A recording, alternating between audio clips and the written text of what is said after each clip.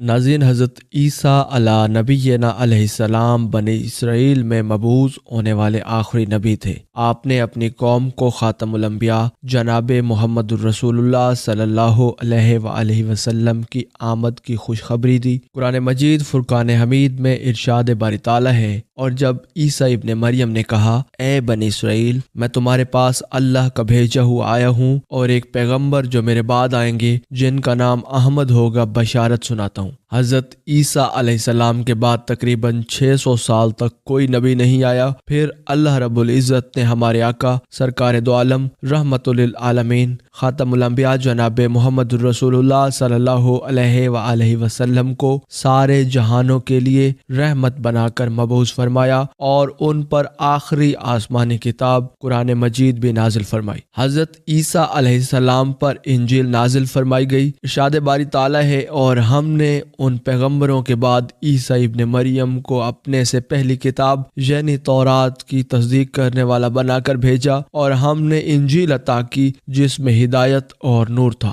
ناظرین، ابن جریر نے تحریر کیا ہے کہ حضرت عیسیٰ علیہ السلام پر جب انجیل نازل ہوئی تو آپ کی عمر مبارک 30 برس تھی، اور نبوت کے 3 سال بعد یعنی 33 برس کی عمر میں اللہ رب العزت نے آپ کو زندہ آسمان پر اٹھا لیا۔ ناظرین، قرآن مجید فرقان حمید کی 13 سورتوں میں مختلف ناموں سے حضرت عیسیٰ ابن مریم علیہ السلام کا تذکرہ موجود ہے۔ 26 مقامات پر عیسیٰ علیہ السلام، 23 مقامات پر ابن مریم، 11 جگہوں پر مسیح اور 1 مقام پر عبداللہ کہا گیا ہے۔ قرآن کریم کی 19ویں سورہ مریم حضرت عیسیٰ ابن مریم علیہ السلام کی والدہ محترمہ کے نام پر ہے، جس میں حضرت مریم بنت عمران سلام اللہ علیہ اور حضرت عیسیٰ ابن مریم علیہ السلام کا قصہ تفصیل کے ساتھ موجود ہے۔ اس کے علاوہ قرآن کریم کی 3ری سورت سورہ آل عمران حضرت مریم سلام اللہ علیہ کے والد ماجد کے نام سے منسوب ہے، جس میں حضرت مریم سلام اللہ علیہ کی پیدائش کا واقعہ بھی بیان کیا گیا ہے۔ قرآن کریم کی 5ویں سورہ مائدہ میں اس کھانے کا ذکر ہے جس کی فرمائش حضرت عیسیٰ علیہ السلام کے حواریوں نے کی تھی۔ تب حضرت عیسیٰ علیہ السلام نے بارگاہ خداوندی میں دعا کی، آسمان سے مائدہ یعنی کھانے کا خوان نازل ہوا۔ ناظرین، سورہ مریم کی آیات 16 سے 35 کے درمیان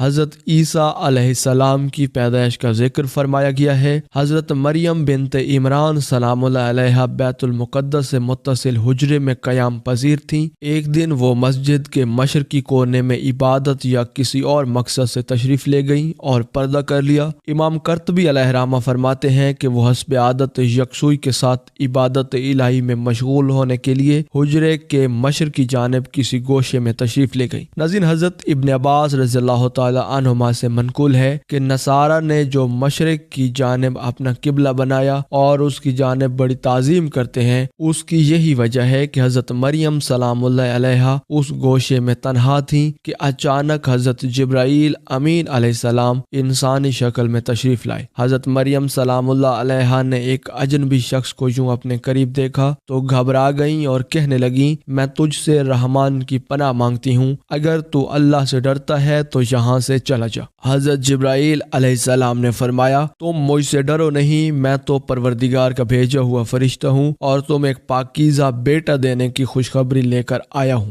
حضرت مریم سلام اللہ علیہ نہایت حیران اور پریشان ہوئی اور تعجب سے فرمایا، بھلا میرے ہاں بچہ کیسے ہوگا؟ مجھے تو کسی انسان نے ہاتھ تک نہیں لگایا اور نہ ہی میں بدکار ہوں۔ حضرت جبرائیل امین علیہ السلام نے فرمایا، ہاں بات تو یہی ہے، لیکن اللہ سبحانہ و تعالیٰ فرماتا ہے کہ یہ میرے لیے بہت آسان ہے، اور ہم اسے اپنی قدرت سے تخلیق فرمائیں گے اور اسے اپنی نشانی بنانا چاہتے ہیں۔ اس سے قبل ہم نے تمہارے باپ آدم کو مرد اور عورت کے بغیر اور تمہاری ماں حوا کو صرف مرد سے پیدا کیا، اور اب عیسیٰ علیہ السلام کو پیدا کر کے چوتھی شکل میں بھی پیدا کرنے پر اپنی قدرت کا اظہار کرنا چاہتے ہیں، اور وہ ہے صرف بغیر مرد کے پیدا کرنا۔ دراصل اللہ رب العزت تو قادر مطلق ہیں، وہ جب جہاں اور جس طرح چاہیں پیدا کر سکتے ہیں۔ وہ بے جان چیز سے جاندار کو پیدا کر سکتے ہیں اور جاندار چیز سے بے جان کو پیدا کر سکتے ہیں۔ ناظرین، بیٹے کی بشارت کے بعد حضرت جبرائیل علیہ السلام نے حضرت مریم سلام اللہ علیہا پر پھونک ماری اور وہاں سے چلے گئے۔ کچھ دنوں کے بعد حضرت مریم سلام اللہ علیہا کو بچے کی پیدائش کے آثار محسوس ہونے لگے۔ جیسے جیسے پیدائش کے دن قریب آتے جا رہے تھے، آپ کی پریشانی میں اضافہ ہوتا جا رہا تھا۔ جب پیدائش کا وقت قریب آیا تو آپ لوگوں سے خوف کھا کر بیت المقدس سے تقریباً 9 میل دور جنگل کی جانب ایک پہاڑی کوہ سرا کی جانب چلی گئی۔ ناظرین، یہ وہی جگہ ہے جو بعد میں بیت اللحم کہلائی۔ جب حضرت مریم سلام اللہ علیہا کو درد ذہ شروع ہوا تو آپ ایک کھجور کے درخت سے ٹیک لگا کر بیٹھ گئیں۔ تکلیف کی شدت اور دنیا والوں کے خوف نے آپ کو آبدیدہ کر دیا۔ کہنے لگی، کاش میں اس سے پہلے مر گئی ہوتی اور لوگوں کی یاد سے بھی بھولی بسری ہو جاتی۔ علماء فرماتے ہیں کہ انہوں نے موت کی آرزو اس لیے کی کہ وہ عزیز و اقارب، خاندان و برادری اور لوگوں کو کس طرح مطمئن کر سکیں گی جبکہ کوئی ان کی صداقت کی تصدیق کرنے والا بھی نہیں۔ ان کی شہرت ایک نیک، پارسا اور زاہدہ کے طور پر تھی، لہٰذا ان کے لیے تصور ہی بڑا روح فرسا اور تکلیف دہ تھا کہ لوگ انہیں بدکار سمجھیں۔ ابھی حضرت مریم سلام اللہ علیہا انہی اندیشوں اور وسوسوں میں گھری ہوئی تھی کہ حضرت جبرائیل علیہ السلام نے وادی کے نیچے سے آواز دی، اے مریم، پریشان نہ ہو، تمہارے پروردگار نے تمہارے قدموں تلے ایک چشمہ جاری کر دیا ہے، اور ذرا اس کھجور کے درخت کو ہلاؤ، دیکھو یہ تمہارے سامنے تر و تازہ کھجوریں گرا دے گا۔ اب تم اطمینان کے ساتھ یہ کھجوریں کھاؤ، چشمے کا پانی پیو اور بچے کو دیکھ کر اپنی آنکھیں ٹھنڈی کرو، اور اگر تمہیں کوئی انسان نظر پڑ جائے تو اشارے سے کہہ دینا کہ میں نے روزہ رکھا ہوا ہے، میں آج کسی شخص سے بات نہیں کر سکتی۔ ناظرین، اس وقت کی شریعت میں کھانے پینے کے ساتھ بولنے کا روزہ بھی موجود تھا۔ حضرت جبرائیل علیہ السلام کے اس پیغام سے حضرت مریم سلام اللہ علیہا کو اطمینان اور تسلی ہو گئی کہ اب میرا رب مجھے بدنامی اور رسوائی سے بچا لے گا۔ حضرت ابن عباس رضی اللہ تعالی عنہما سے مروی ہے کہ ولادت کے 40 روز بعد حضرت مریم سلام اللہ علیہا اپنے گھر والوں کے پاس آئی۔ لوگ نومولود اس بچے کو گود میں دیکھ کر حیران رہ گئے اور بدگمان ہو کر بولے، اے مریم، یہ تو نے بڑے گناہ کا کام کیا، نہ تو تیرا باپ برا آدمی تھا اور نہ تیری ماں بدکار تھی۔ حضرت مریم سلام اللہ علیہا نے حضرت جبرائیل امین علیہ السلام کی ہدایت کے مطابق بچے کی طرف اشارہ کر دیا۔